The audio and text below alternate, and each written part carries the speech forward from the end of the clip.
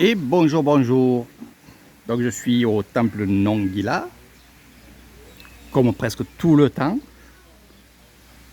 Comme ceux qui savent que je suis très souvent ici. C'est ma deuxième maison, c'est ce qu'ils me disent. Et oui, je suis avec Lompo ici, je travaille avec lui, je fais des cérémonies avec lui. Je fais beaucoup de choses avec lui et je vais vous montrer un petit peu ce qu'on a préparé parce que après l'aumône du matin, qui se fait à Kassivitsay, dans un village à peu près à 4 km d'ici, eh ben, ce qu'on a ramené du village, je vais vous montrer, on va les mettre dans des plateaux et les plateaux c'est très important. L'emplacement des aliments.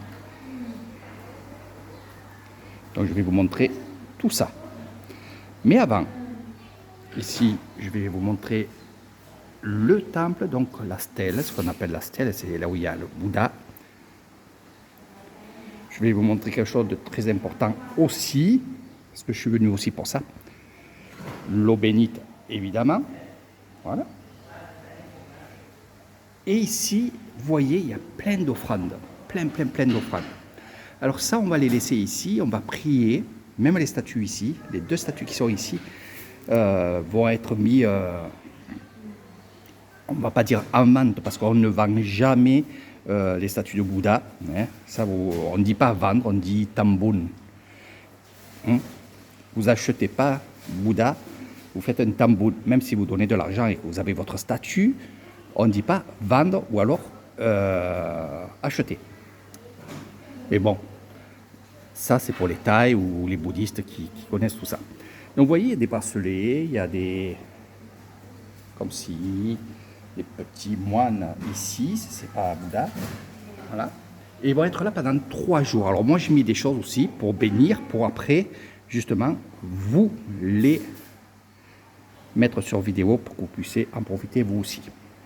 Donc là on peut dire aussi les bracelets, tout ça, on peut dire on vend, hein, mais pas les Bouddhas.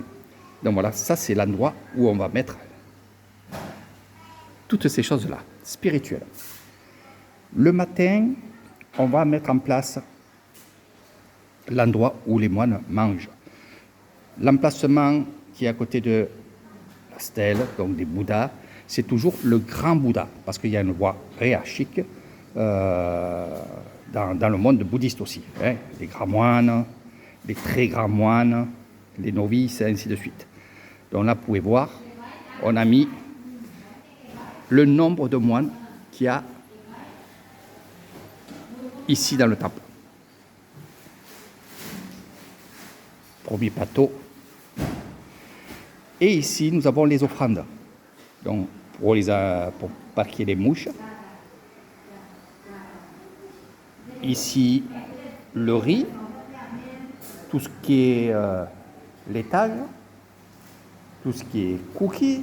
Ça, c'est mon plateau préféré. Et tout ce qu'il y a dessous. Donc, il faut avoir du poulet, du porc. Il y a beaucoup de choses. Hein. C'est ce qu'on a récupéré de l'aumône du matin. Et tous les matins, c'est la même chose. Pour parler de ça aussi, les moines font 2 repas.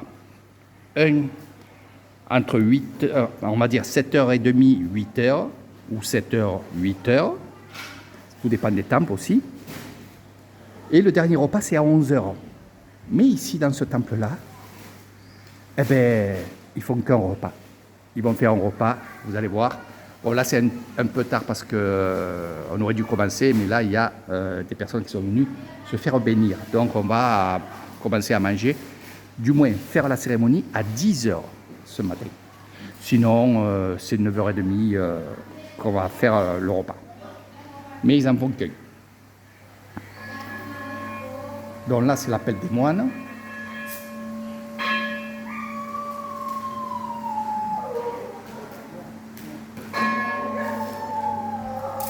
Je vais vous présenter le grand moine bouddhiste du temple Nongila, à Banonsao, Banomao, c'est au milieu, voilà. Ça va les cas l'empereur. Ah, les chiens. Eux aussi, ils appellent. C'est les loups. Donc là, c'est décoré parce qu'il va y avoir une fête avant la Songkran. Il va y avoir une grande fête comme toutes les années ici. Voilà. Donc les moines travaillent évidemment pour la fête, mais pas que. Il y en a qui travaillent pour... ils font de la maçonnerie, ils font beaucoup de choses. Voilà.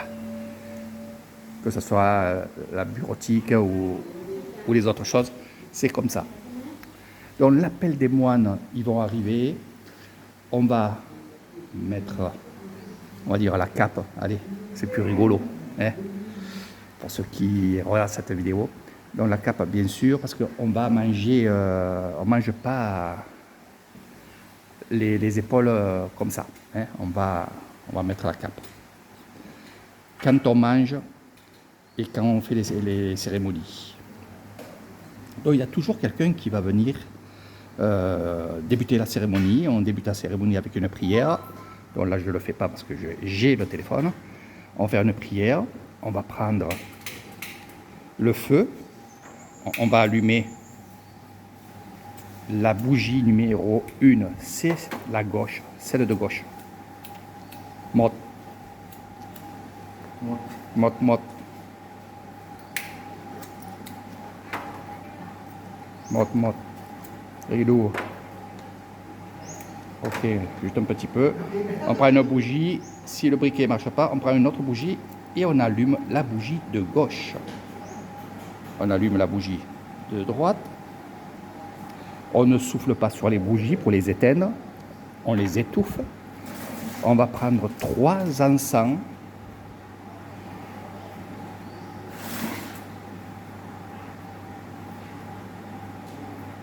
Et là, pareil, on ne souffle pas sur les encens. C'est un peu si on vous cracherait dessus. Non, ça ne se fait pas. Donc ça peut être une femme qui peut faire ça, ou un homme. Le grand moine bouddhiste arrive, salue Bouddha. Les autres moines arrivent et vont saluer Bouddha. Et ils vont saluer le grand moine bouddhiste qui est Anguilla. Donc ils se mettent en place, regardez.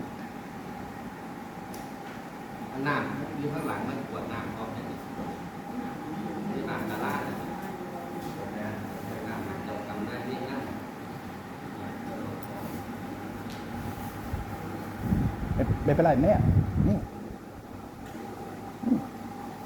Dis. Ok.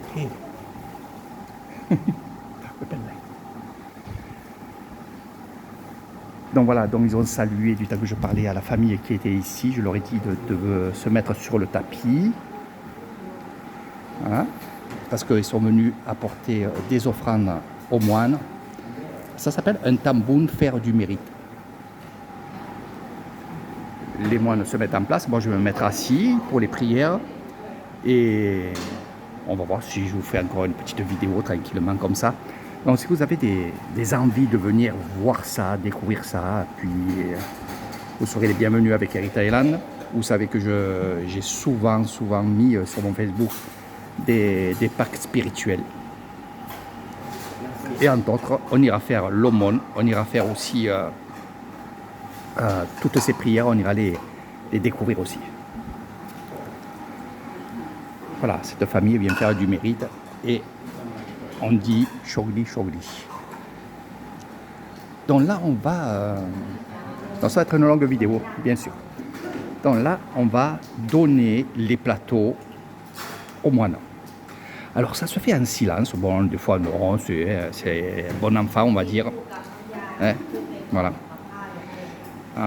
En fait, il faut savoir une chose, c'est que quand les moines mangent, ils ne parlent pas entre eux. C'est un moment de méditation, c'est un moment de on ne peut pas dire de plaisir, parce que, mais ça nous procure du plaisir de manger en silence. Voilà.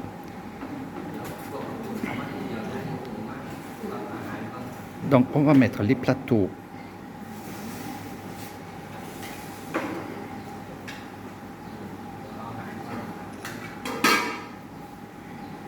alors les plateaux sont bien rangés, hein. On ne va pas mettre le manger comme ça, il faut que ça soit joli. Et après, je vais vous dire aussi une chose. C'est vrai que vous allez me dire, Eric, mais dis donc, ils mangent comme des porcs, ils mangent trop. Eh ben non, ils vont juste prendre ce qu'il faut et le reste va être pour ceux qui vont venir comme eux, ils vont manger avec nous tout à l'heure sur la table de dehors. Puis tout le monde peut venir manger. Voilà. Ils ne vont pas tout manger les moines. Non, non. Ils laissent toujours pour la population. Toujours, toujours, toujours. C'est un partage. Le monde bouddhiste est un partage.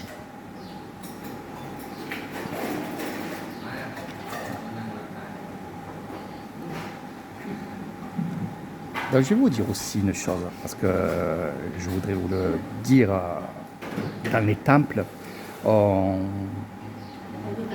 récupère des personnes comme celui qui est ici, celui qui est là-bas en rouge. C'est des personnes qui ont besoin d'aide, des personnes que leurs familles ont rejetées parce qu'ils se droguaient, puis ils sont aussi certains mentalement, ils sont un peu attardés, mais on les récupère dans les temples. Alors, ils ont une paye, on va leur donner de l'argent, ils sont logés, nourris, et on va essayer avec le spirituel de les aider au maximum. Voilà. On ne peut pas les laisser dans ces gens-là dans un monde où ils sont rejetés. Malgré que, je ne peux pas dire rejetés, mais je dois dire qu'ils sont un peu mis à l'écart. C'est eux qui se mettent à l'écart, hein, évidemment. C'est pas les bouddhistes, c'est pas les Thaïlandais qui vont les mettre à l'écart, c'est eux qui se mettent à l'écart. Donc là, finalement, ils sont avec nous, avec du monde, beaucoup de monde souvent. Donc c'est ça aussi les temples, c'est ça aussi le bouddhisme. Dans la grand-mère que vous voyez ici, c'est une qui s'occupe de faire les plats, de faire à manger aussi. Elle s'occupe du temple. Quand il n'y a pas le moine, c'est elle la gouvernante. Voilà. Donc chaque fois qu'on va donner un plat au moine, on va saluer le moine. Les moines ne vous saluent pas. Les moines, le plus souvent, vont pas avoir un sourire. C'est comme ça. Après, en dehors, oui, mais quand il y a un début de cérémonie comme ça, je vais vous faire la vidéo avec la cérémonie, avec les prières. Il y a des moments où on peut sourire, il y a des moments où on est obligé d'être, on va dire, sérieux. C'est des rituels. Hein. Ce que vous voyez ici, c'est vraiment des rituels. Tous les jours, c'est comme ça. Voilà, voilà.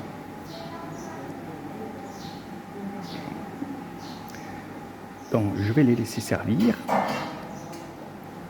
Donc, vous voyez, on a le temps, ils attendent.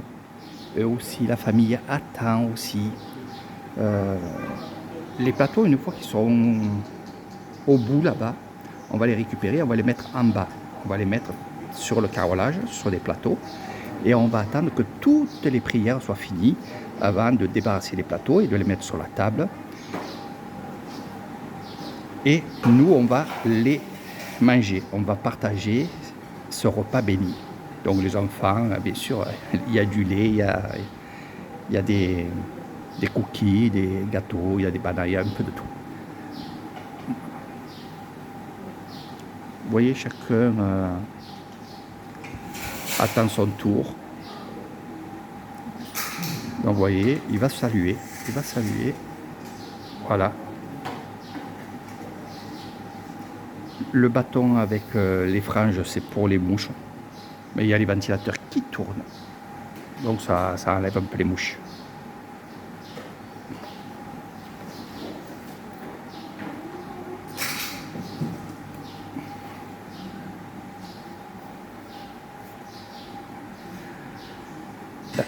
Dans le monde bouddhiste aussi, on ne va pas parler que d'argent.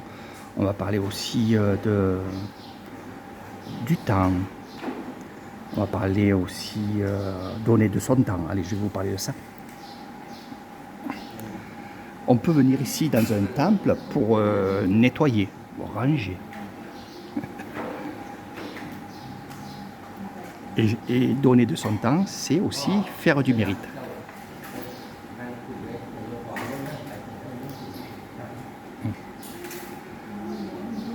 Et je filme, je ne peux pas les aider. On a demandé à l'invité de venir. Alors ils savent, hein, évidemment. Hein. Voilà.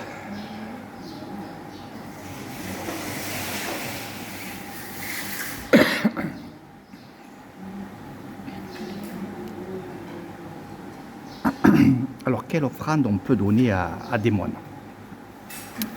On peut donner des vitamines, ce que vous appelez vous les rilbules, les trucs comme ça. Vous amenez un pack et vous donnez ça au grand moine bouddhiste qui se fera le plaisir de évidemment, partager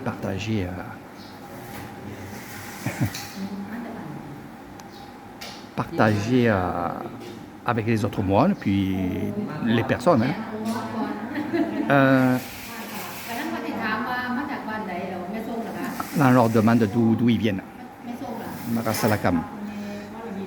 On peut donner aussi de l'argent, évidemment, qui serviront pour le temple, les travaux, acheter des accessoires. Voilà, donc vous savez avec ça. Qu'est-ce que vous pouvez donner aussi? Des repas, c'est-à-dire que vous pouvez acheter des sacs tout prêts au marché où il y a à manger. Donc si vous faites ça, si vous donnez à manger, vous savez que c'est que le matin qu'ils mangent et non pas le soir. Donc à la limite, ce que vous faites, c'est que si vous voulez aller dans un temple un après-midi, amener de l'eau, un pack d'eau, amener des choses sèches qui pourront, comme l'ompo, c'est un gourmand. Voilà. Alors je vais vous expliquer, c'est un gourmand, il est comme moi, mais regardez. Voilà. Regardez, il a pris des gâteaux et il appelle les enfants.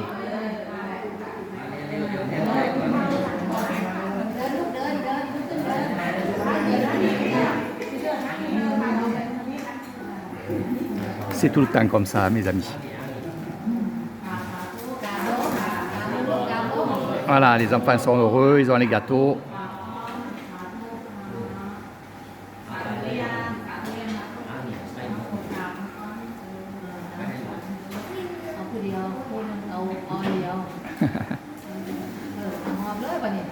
Ah, ils sont contents. Voilà. Donc, on va finir sur ça, après on fera les prières. Pensez à une chose, dans le monde bouddhiste, en Thaïlande, et là je vous parle de l'Isan, et c'est partout pareil, parce que c'est le mode de vie des moines et de nous, c'est le partage. Voilà. Et on dit qu'une assiette de riz peut être distribuée à une personne, 2 personnes, 3 personnes, 4 personnes, même à... Il me disait, même si on mangerait un grain de riz par personne, eh ben, c'est bien. Voilà. Voilà. Allez, je vous fais une autre vidéo tout à l'heure.